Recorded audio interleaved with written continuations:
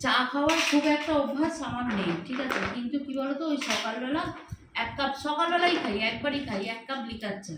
আর খুব বেশি হলে বিকালে একবার বল। খুব কম, বিকালে খুব কম, মানে খুব কম, শখে আহ্লাদে। কিন্তু কালকে সকালবেলা ওই চাটা খাইনি না, মানে সকাল রাত, মানে ভোর হয়েছে কি সকাল হয়েছে কি, কাজবাজ সারছি, পূর্ণিমা সারার পুজোটা দিতে হবে, ভাবছি খালি 1 কাপ চা খেতে হবে, 1 কাপ চা খেতে হবে। একটু লিকার চা খাবো, অরি খাবে একটুখানি বিকুট, আর তোমাদের একটা জিনিস দেখাই, এই যে এটা দেখছো, এটা হচ্ছে প্যারাসিটামল।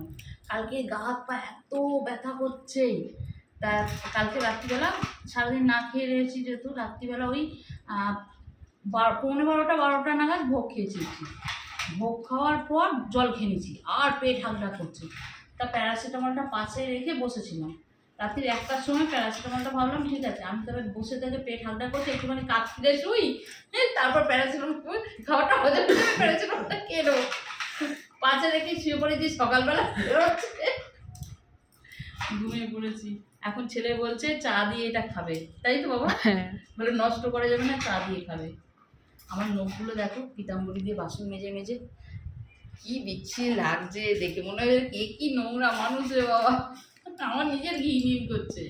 তবু এটা থাকবে এখন 2 দিন, কিছু করার নেই। নেই নেই নেই, চা নেই।